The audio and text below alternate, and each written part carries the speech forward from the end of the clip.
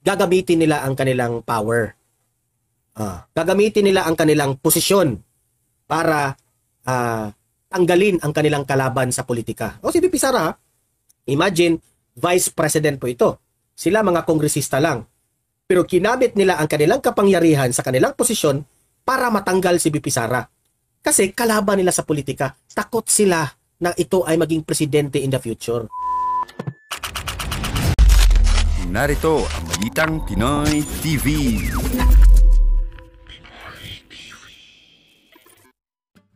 Okay, and we are live ngayon sa ating YouTube channel at may panibago na naman tayong update na kaganapan. Okay? Ang una nating pag-uusapan itong patungkol kay Vice President Inday Sara Duterte. Hindi pa sila kontento sa tatlong impeachment complaint. Hindi pa sila kontento sa mga ikinakaso nila kay VP Sara. Dinagdagan pa nila. Okay? Paiimbestigahan pa nila itong si VP Sara. Isasangkot nila si VP Sara dito sa EJK at duda ako rito sa analysis ko, isasangkot rin nila si VP Sara sa pogo-pogo na yan. May may kutob ako na pati itong pogo isasali nila si VP Sara. 'Di ba? They are very desperate. Itong administrasyon na ito, desperado sila na masira ang pangalan ni VP Sara. Ang nagtatanong lang po ako, ito ba'y utos ni Tambaluslos? Kasi itong si Tambaluslos, nangangarap na maging presidente. Pero, kung titingnan mo ang lahat ng mga surveys, kulelat. Kulelat. Di ba? So, ang tanong ko, itong mga ginagawa ninyo na talagang masusing investigasyon raw ang gagawin nila dito kay VP Sara, ano ba? Obsessed na ba talaga si Martin Romualdez? Obsessed ka na? Sinabi na nga sa inyo na hindi ka talaga mananalo. Sinusuka ka ng taong bayan. Pero ikaw, pinagdiinan mo talaga na hindi mo talaga, ito lang yung masasabi ko mahirap, mahirap talaga magawa-gawa ka ng kasalanan ng isang tao na walang kasalanan.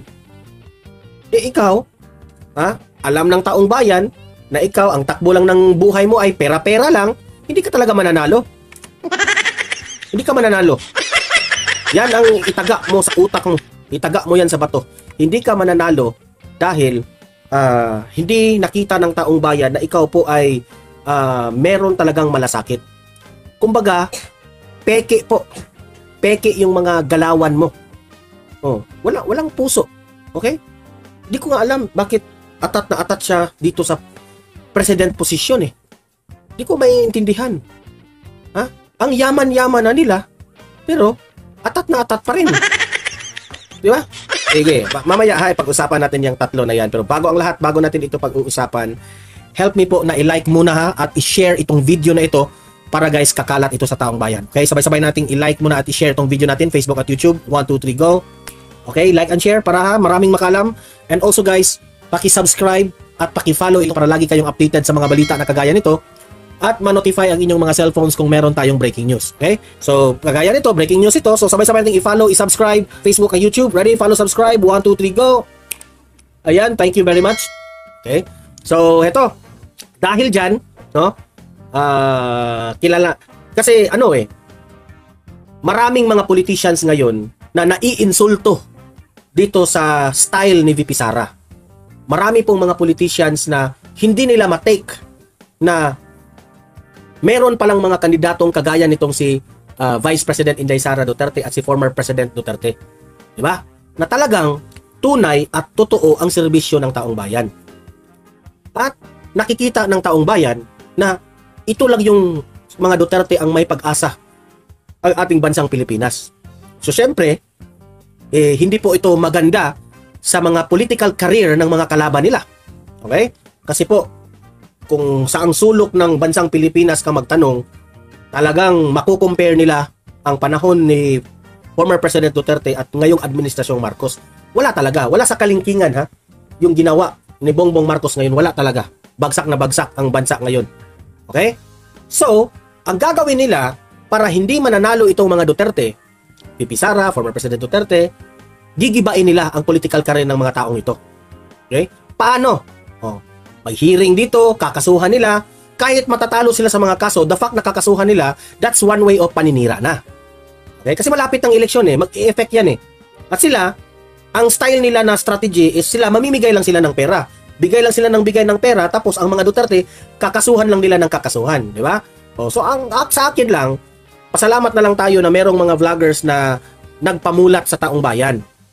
Ang taong bayan nga, halos hindi na manunood ng mainstream media kasi marami pong mga balita na hindi na po binalita ng mainstream media, kundi ang mga vloggers na po ang mga nagpakalat ng mga mga ginagawa ng mga Duterte. Kagaya noon sa Davao na ang mga Duterte po ay namimigay ng mga pamasko, mga canned goods, mga bigas, ganun, during Pasko So acceptable yan. Hindi pera ang binibigay, kundi yung makaraos ka sa pamasko ba? 'Di ba? So, ganun. Ang ipinagmayabang lang ng mga Duterte ay ang kanilang ginagawa, 'di ba? Mga bridges, mga roads, 'di ba? Mga infrastructures, 'yun lang ang ipinagmayabang nila. Kasi po, pera ito ng taong bayan, ibinabalik lang ng mga Duterte. So ngayon, tumatatak na sa kanila na sikat ang mga Duterte na hindi nila talaga kaya itong labanan sa eleksyon. Ito ang kanilang ginagawa ngayon. Panoorin nyo. Okay, play. Sa 51 pahinang rekomendasyon ng House Quadruple Committee, kabilang si Vice President Sara Duterte, sa inirekomendang maimbestigahang mabuti ang 4 House panels ang dumidinig sa issue ng extrajudicial killings o EJK sa anti-drug war ng Duterte administration, illegal drug trade at illegal Philippine offshore gaming operator. Si VP Sara po, ngayon, isasaba na nila sa rekomendasyon. Hindi lang si former President Duterte kasi na-realize nila na si Duterte hindi naman tatakbong nasyonal. Si VP Sara, there is a big possibility na tatakbo ito sa 2028. Di ba? So nakalimutan nila, isali na lang natin si VP Sara. Isali na lang natin. Isali na lang natin. So isinama itong si VP Sara sa rekomendasyon ng Quadcom na imbestigahang mabuti raw. Kasali na si VP Sara sa EJK. Kasali na siya. Grabe, no? Hindi pa talaga tapos ang kanilang script. Hindi pa tapos. Dinadagdagan nila. Ngayon, tuwang-tuwa na sila dito, di ba? Play, patuloy. As Opogox, gayon din ang mga maanomalyang transaksyon sangkot ang mga lokal na pamahalaan, kaugnay ng mga ito. Batay sa rekomendasyon ng Quadcom, dapat makapagsagawa ng malalimang investigasyon ang Anti-Money Laundering Council sa umano'y joint bank accounts ni dating Pangulong Rodrigo Duterte at VP Sara. Paiimbestigahan ang bank accounts ni VP Sara at ni former President Duterte. Joint account raw. Sabi ko, mas pinaniwalaan nila si Trillanes. Si Trillanes pa talaga ang kanilang pinapaniwalaan. Di ba? Diyan mo talaga makikita kung gaano sila ka-sablay. Trillanes pa talaga. So, hindi ko lang alam kung papayag ang batas natin dito. Kasi po, bawal ito Hindi ko lang alam I'm not so sure dito kung anong gagawin ng mga Quadcom. Hindi po pwede na itong mga bank accounts isisiwalat in public. Okay? Bawal yan. Kagaya ng iniimbestigahan nila ang confidential funds. Confidential yan. Bawal yan. Kasi, confidential funds involves mga sikretong galaw ng gobyerno para sa kalaban ng gobyerno. Okay? Kaya nga, hindi yan pwedeng pag-usapan in public ang confidential funds. Kasi, mabubuking po ang gobyerno sa mga kalaban ng gobyerno. Okay? Gagamitin kasi itong mga perang ito sa kalaban ng gobyerno. Kaya itong si Castro, pumapalag. Hindi ko lang alam bakit siya pumapalag Ngayon, ito naman ang bangko ni Duterte. Tama ba? Papayag ba kayo na i-open ang bank account mo in public? Siguro naman, I believe itong mga Duterte, wala naman silang dapat itago, di ba? Pero, pipilitin yan. Pipilitin nila itong mga Duterte nito. Ang tanong dyan sa batas natin, tama ba na pipilitin mong buksan ang bangko ng isang tao? Privacy nga di ba? Sabi ni former President Duterte, wala akong problema dyan. Kung bubuksan natin ang aking bank account, papayag siya, basta lahat ng mga congressman dyan, bubuksan rin natin ang inyong lahat ng bank account nyo, pati ikaw, Romualdez at si Bongbong Marcos. Payag siya dyan. para fair tayo, di ba? Bakit si former President Duterte lang ang inyong buksan ang bank account? Kasi kung bawal yan, hindi talaga dapat yan buksan. Pero for transparency, para makita natin na nangungurakot ba itong mga Duterte o wala, ha? Eh sabi po ni former President Duterte, unfair lang po sa amin ito kung kami lang ang bubuksan. Buksan rin natin yung kay Dan Fernandez, Abante, Barbers, Akop, lahat kayong mga congressman sa Tuwadcom, buksan rin natin ang inyong bank account, pati ikaw Bongbong Marcos at Martin Romualdez. Buksan natin ang bank account ninyo. Di ba? May tinatawag na tayong bank secrecy law. Pero sila, kasi atat na atat sila, pinapaniwalaan nila si Trillanes, sige, buksan natin lahat. Pati yung kay Trillanes, buksan natin. Di ba? Fair ang labanan. Ika nga, sabi ni Ma'am Len Helen. Ma'am Len Helen, hello po. Di ba? Fair tayo. Buksan natin lahat. Ayon kay dating Senador Antonio Trillanes IV, sa joint bank accounts umano ipinadadala ang salapi galing sa isang drug lord. Matagal na itong pinabubulaanan ng mag-amang Duterte. Samantala, nakahanda naman si VP Duterte na harapin ang impeachment complaint laban sa kanya. Sa gitna ito ng 3 impeachment complaints na inihain. Walang problema. Haharap ang mga Duterte dyan sa impeachment complaint. By the way, si Duterte na po ang magiging lawyer niyan, di ba? Watch out. Good luck. Laban sa kanya sa Kamara, may ginagawang investigasyon ng House Good Government and Public Accountability sa paggastos nito ng confidential funds. Well, I am confident that I did not break any law. I did not do anything illegal. Pero syempre, sa makita nato karon na murag wala na may rule of law. No? Wala na talagang rule of law. Mas lalo na yung walang rule of law, VP Sara.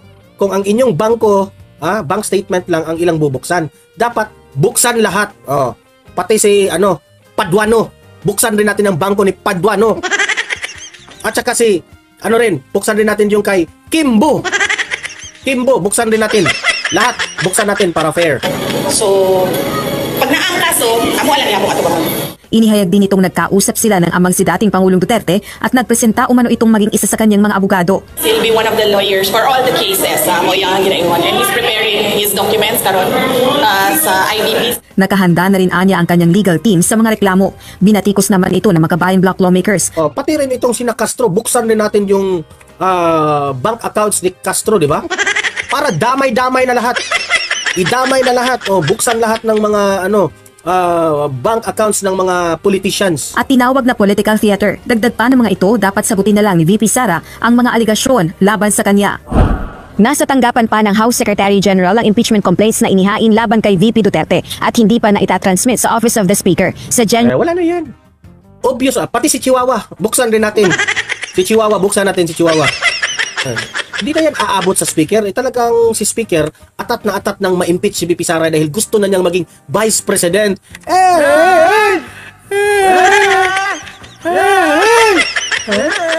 Yan. Atat na yan. February 13, 2025 naman, nakatakda ang balik sesyon ng Kamara. Rosa Licoz, UNT. So, kayo na, humusga.